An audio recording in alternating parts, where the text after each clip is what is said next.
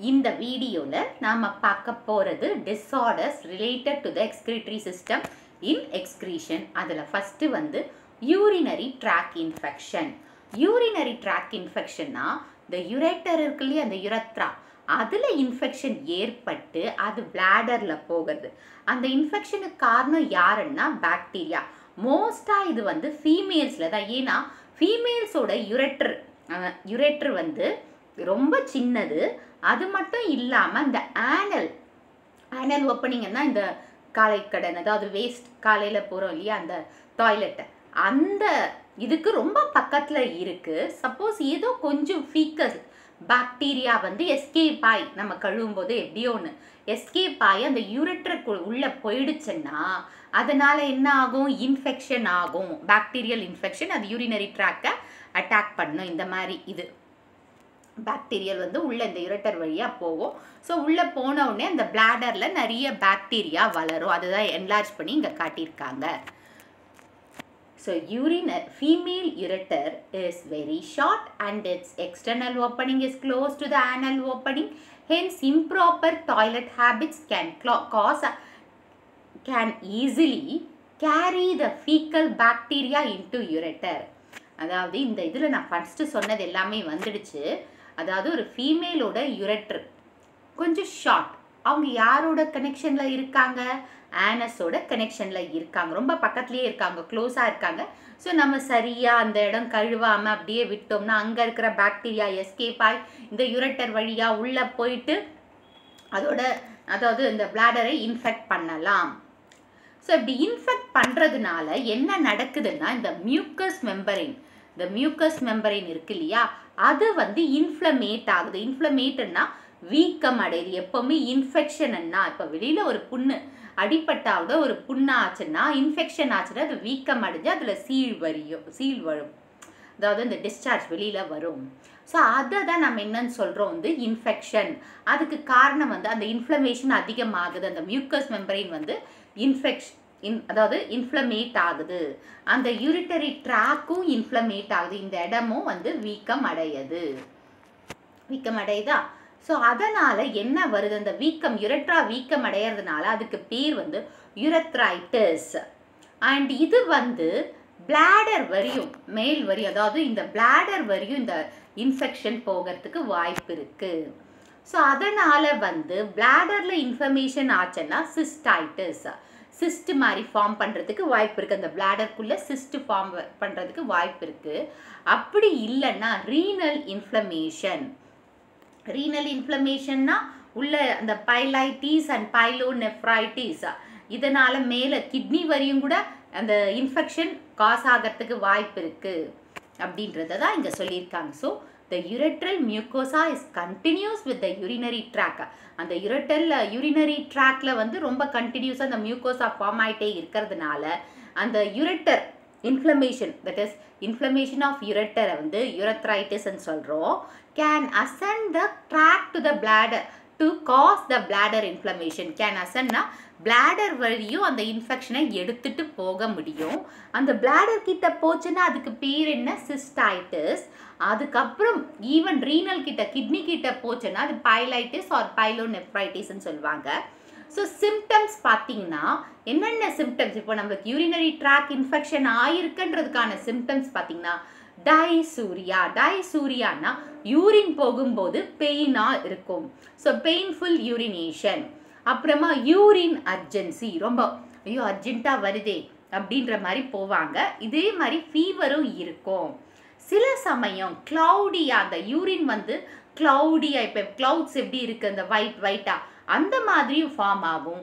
அப்படி இல்லைன்னா பிளட்டும் அந்த யூரினில் போகும். அதுதான் பிளட் டிஞ்சிடு யூரின், அதாவது டிஞ்சிடு லைட்டு கொஞ்சம் கொஞ்சமாக பிளட் இதுவாகிறது, இல்லை ஃபுல்லாக பிளட் அப்படியும் போக வாய்ப்பு இருக்குது. இப்போ இந்த கிட்னிஸ் ஆர் இன்ஃப்ளம்டு, அதாவது கிட்னிஸ் வந்து வீக்கம் அடைஞ்சிருந்ததுன்னா, அதாவது யூரினரி ட்ராக் வந்து அப்படியே பார்க்காம விட்டுருந்தோம், அந்த மாதிரி ரொம்ப ஹெவி ஆகிடுச்சுன்னா அப்போ கிட்னி வீக்கம் அடையும். இன்ஃப்ளமேடுனா வீக்கம் அடையும். அது எப்படி நம்மளுக்கு தெரியுதுன்னா பேக் பெயின் வரும். அப்புறம் சிவியர் ஹெட்டேக், இது அப்பப்போ நடந்துகிட்டே இருக்கும். ஸோ கிட்னி வீக்கம் அடைஞ்சதுன்னா back pain and severe headache வரும். இது ஆஃபனாக அதான் அடிக்கடி இந்த மாதிரி ஒரு சிம்டம்ஸை நம்மளுக்கு காட்டும். அப்புறம் நிறைய யூரினரி ட்ராக் இன்ஃபெக்ஷன் பார்த்தீங்கன்னா ஆன்டிபயோட்டிக்ஸ் கொடுத்து சரி பண்ணலாம். Next, renal failure or kidney failure. So the failure of kidney to excrete the waste may lead to the accumulation of urea with marked reduction in the urinary output. அதாவது kidney failure எதனா kidney failure எப்படி தெரியுது? வேஸ்ட்டை வந்து வெளியில் அனுப்பாமல் இருக்குது. அதால் வேஸ்ட்டையும் பிளட்டையும் தனியாக பிரித்து அனுப்ப முடியாமல் இருக்குது. இதனால் பாடி அதாவது நம்ம பிளட்ல வந்து என்ன அதிகமாகிட்டு இருக்கு. யூரியா வெளியில் அனுப்பணும், ஆனால் அனுப்ப முடியல. அதனால வந்து பிளட்ல அதிகமாக யூரின் அதிகமாகுது. ஸோ பிளட்ல அதிகமாக இருக்கிறதுனால நம்ம யூரின் வந்து கம்மியாக வெளியில் அனுப்புகிறோம். ஸோ யூரின் வந்து ரெடியூஸ் ஆகுது வெளியில் போகாமல். And renal failure are of 2 types. 2 types இருக்குது, ரீனல் ஃபெயிலியர் இல்லை kidney failure. Acute and chronic renal failure 2 types சொல்லியிருக்கோம் இல்லையா. ஒன்று அக்யூட்டிக்னா ஆன் சடன் உடனே நடக்கிறது தான் அக்யூட்டிக். குரானிக்னா ஸ்லோவாக ஒவ்வொரு இதுவாக ஸ்டெப் பை ஸ்டெப்பாக ஸ்டாப் ஆகிறது அந்த ஃபெயிலியர். இந்த அக்யூட்டிக் ரீனல் ஃபெயிலியர் பார்த்தீங்கன்னா the kidney stops its function abruptly. அதாவது சடனாக அந்த கிட்னியோட ஃபங்க்ஷன் ஸ்டாப் ஆகிடும்.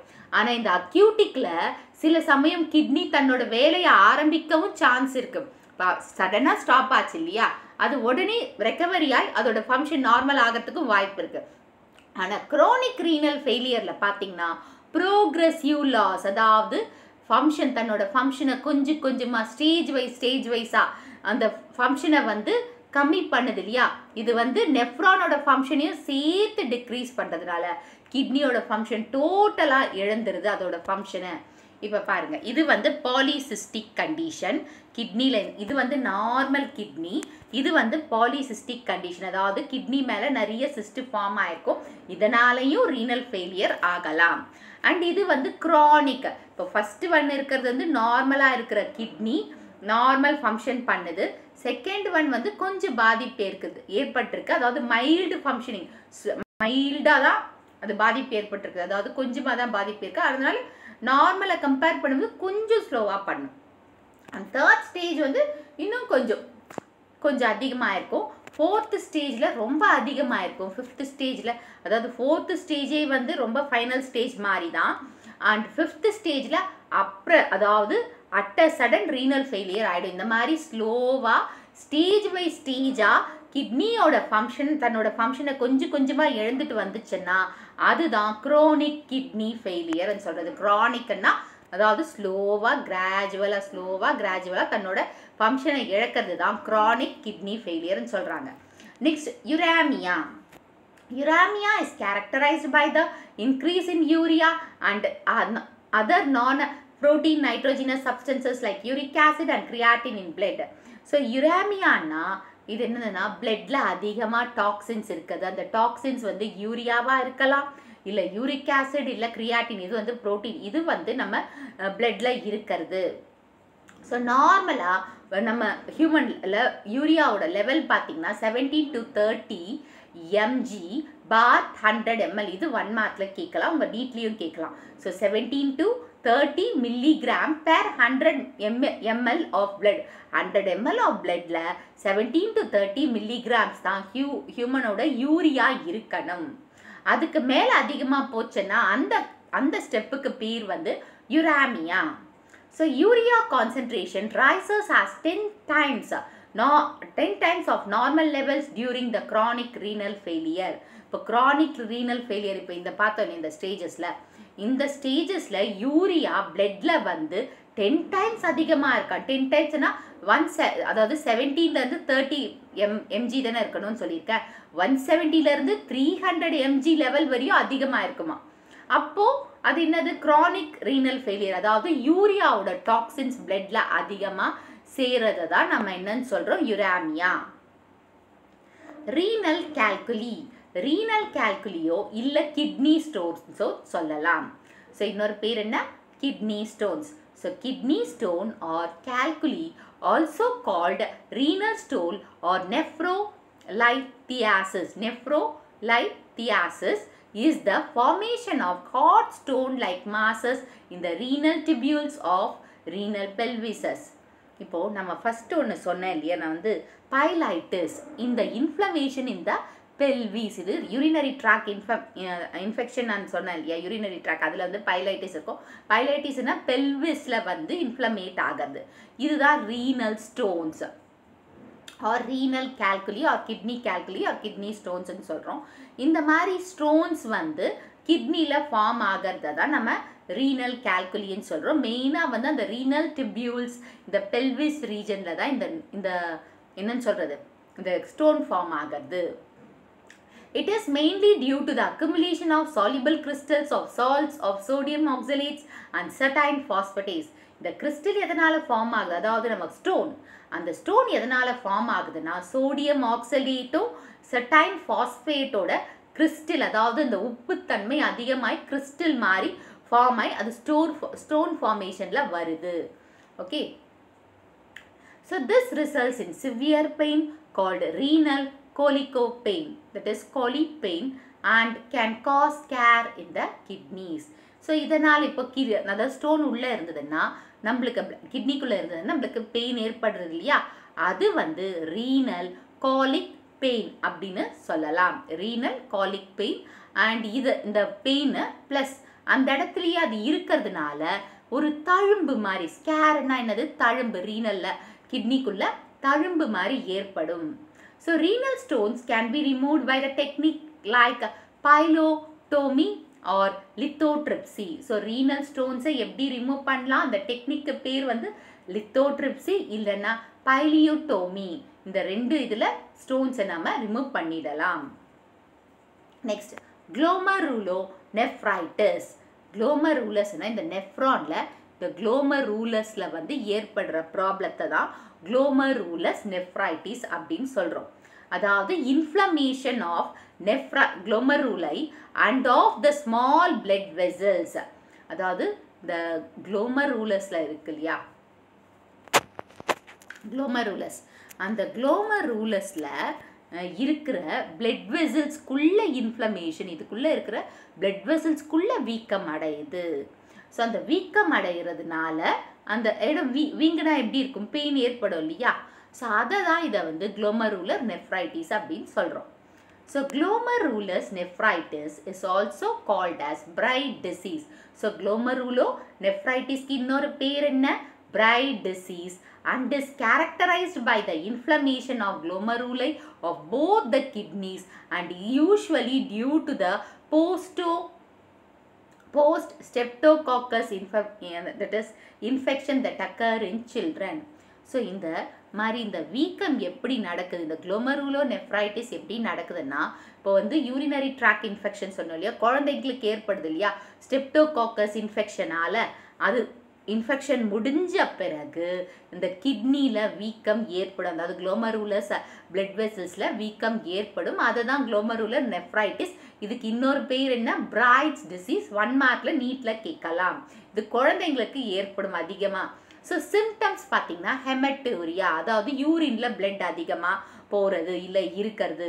ப்ரோட்டீனூரியானா ப்ரோட்டீன் சப்ஸ்டன்ஸ் யூரியாவில் வெளியில் போகிறது. சால்ட் அண்ட் வாட்டர் ரிட்டென்ஷன், அதிகமாக சால்ட்டும் வாட்டரும் தேங்கி இருக்கிறது யூரியாவில் அதிகமாக இருக்குது. தட் இஸ் யூரினில் அதிகமாக இருக்குது. ஓலிகோயூரியாவும் அந்த இது ஹைப்பர் டென்ஷன், பல்மினரி ஒடிமா வந்து பார்த்திங்கன்னா லங்ஸில் அதிகமாக தண்ணி சேர்ந்து இருக்கிறது. தண்ணி அது இதனால், அதாவது இந்த glomerulonephritis-ஆல் ஹைப்பர் டென்ஷன்னா ஹை பிபி இருக்கிறது. அண்டு இந்த மாதிரி ஒரு கண்டிஷன்ஸ், இது மாதிரி எல்லாம் சிம்டம்ஸ் நம்மளுக்கு காட்டுச்சுன்னா அது glomerulonephritis-ஆக இருக்கலாம். இந்த வீடியோ உங்களுக்கு பிடிச்சிருக்கும், புரிஞ்சிருக்கும்னு நினைக்கிறேன். இந்த வீடியோ உங்களுக்கு பிடிச்சிருந்தா ஒரு like, share, subscribe to science easy tech channel. என்னோட பழைய வீடியோ லிங்க் டிஸ்கிரிப்ஷன் பாக்ஸில் கொடுத்துருக்கேன். நீங்கள் போய் பாருங்கள். ஏதாச்சும் டவுட்ஸ் இருந்தால் கமெண்ட் பாக்ஸில் போடுங்க.